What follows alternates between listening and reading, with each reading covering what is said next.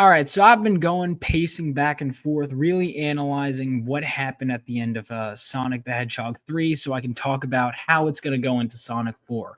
And I've been doing this because it's fun, but I realized something that ultimately all of this stems from one thing, right? And that is, how did Amy Rose and Metal Sonic get there at that exact time, and what are the implications of that?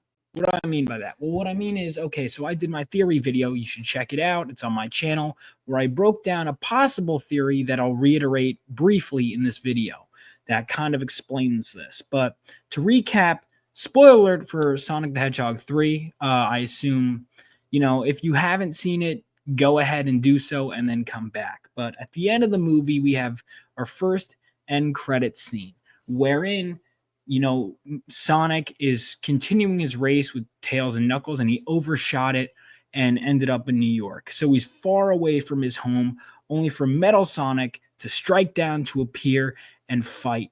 And then he tries to kill Sonic. Sonic punches him back, and an army emerges, only for Amy Rose to emerge wearing a hood, smashes them all with a hammer, lifts up the hood, and reveals herself.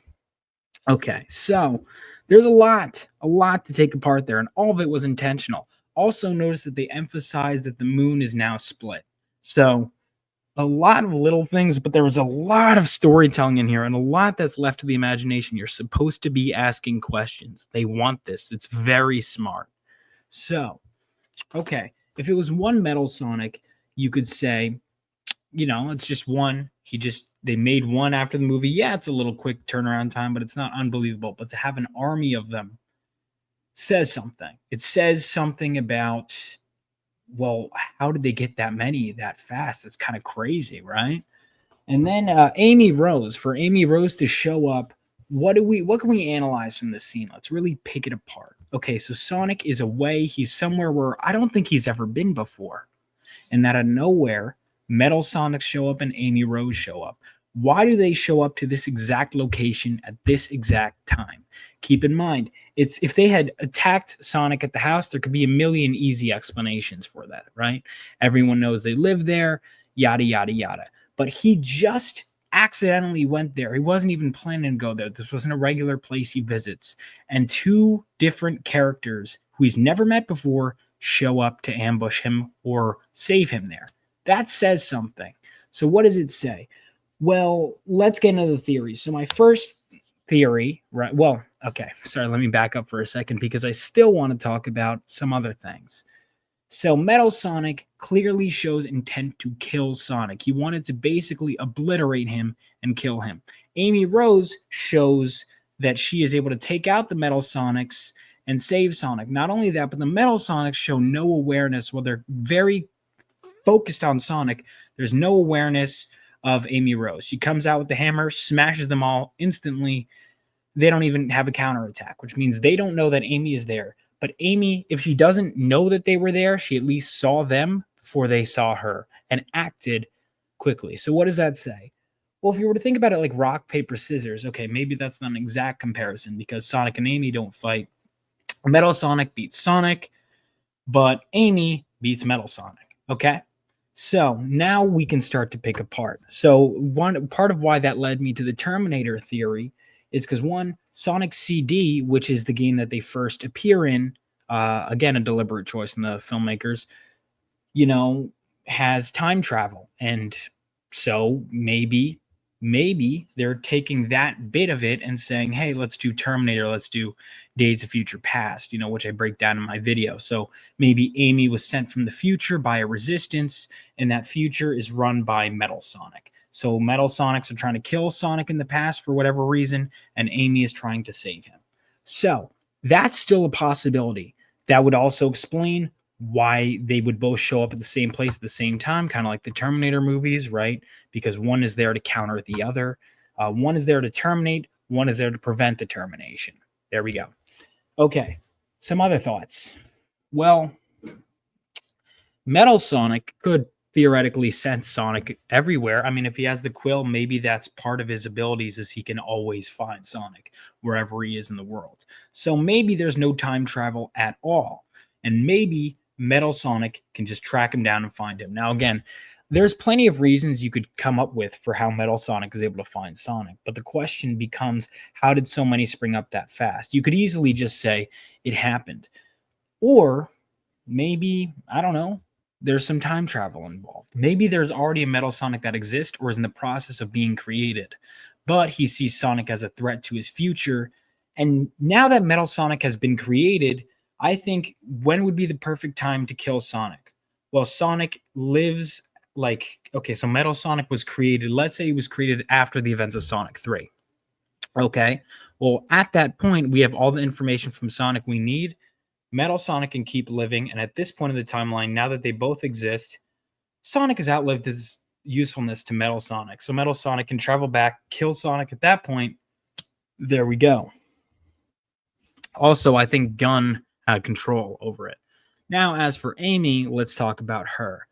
Amy actually first meets Sonic in the games. If we remove time travel from the equation, which initially I was thinking, it's still a crazy coincidence for her to be there. In large part because in the movie universe we established that unlike the games, all the Sonic characters come from other worlds, and we don't know what world Amy is from and whatever. So how would she not only travel from her planet but be there at that exact time? Could be a crazy coincidence, or could be kind of like the game's tarot cards. So what I mean by that is tarot cards, she's like, oh, there's Sonic, my love is going to be there, but there's danger. I got to be prepared. But she has like actual powers related to tarots. Like tarots aren't my thing. I don't know everything like that, but I know that, you know, probability plays a factor, and that she kind of sees Sonic coming and she's like, there we go. And it could almost be like her foresight, her from her tarot cards and other adjacent stuff could lead to basically powers throughout the movie. She sees stuff coming because she has kind of that foresight, that future vision.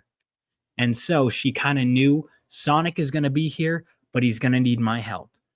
But again, how did she get to Earth? Well, maybe she was, for one reason or another, coming from her planet to find Sonic to begin with.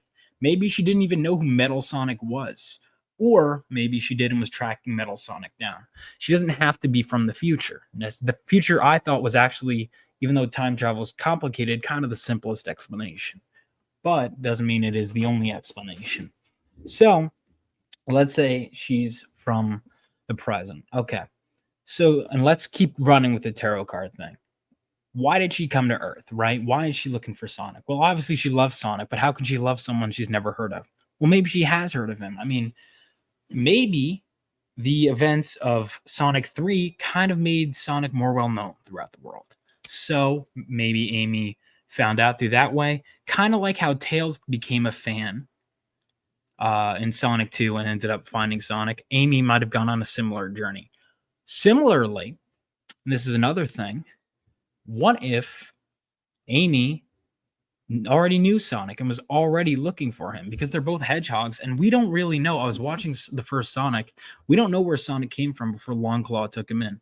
What if they were old childhood friends and maybe old childhood, like little romance, when they were little kids? Maybe she always had a crush on Sonic and she's been looking for him. And then suddenly, after all these years, oh my God, I know where Sonic is. And she comes to find him with her tarot cards. She puts her things to work, and she finds him. Again, she finds him with tarot cards in the original game. And what if her planet that she's from is Little Planet? Now, I know she's not from Little Planet in the game, but they could simplify it, right? Because we don't know where she's from in the game. We know she goes to Little Planet to find Sonic. What if we simplify it? What if Little Planet is actually just a little planet that's not on Earth? So in the games, it was like Little Planet appeared in this one location on Earth every, I don't know how, couple years or something, and then Eggman takes control of it, and Little Planet is where the time stones are kept. What if we just cut out the middleman? It's just a little planet, right? Keep it simple. And Little Planet gets transformed by Metal Sonic. Possibly, now this is where things get interesting. What if the time stones, right, were something that maybe they're aware of? Because we know that Gunn, through the Knuckles show and stuff like that, has rings and can access other planets. What if they found out about this planet that Amy's from? Or Metal Sonic found out, or Eggman found out.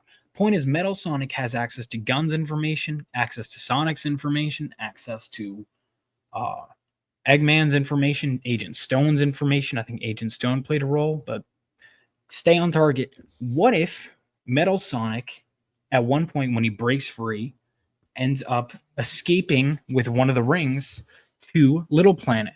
And there he finds a time stone and he uses that and is able to go back and forth and whatever in time, control time. And that's how he becomes ultra powerful, builds this army. And then he decides he's now taken control of Little Planet. And the only person that could stop him is Sonic. So he sends his guys back to Earth right when he's getting created and make sure to kill Sonic so he'll never have the chance to rise up against him in the future.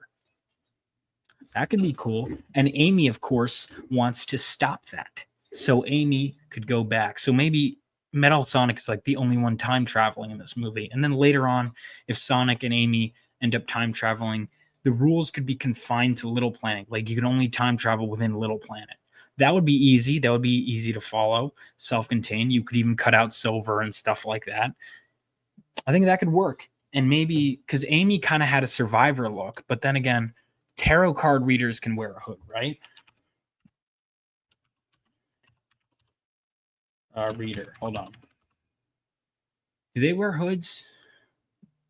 No, they do. I don't know.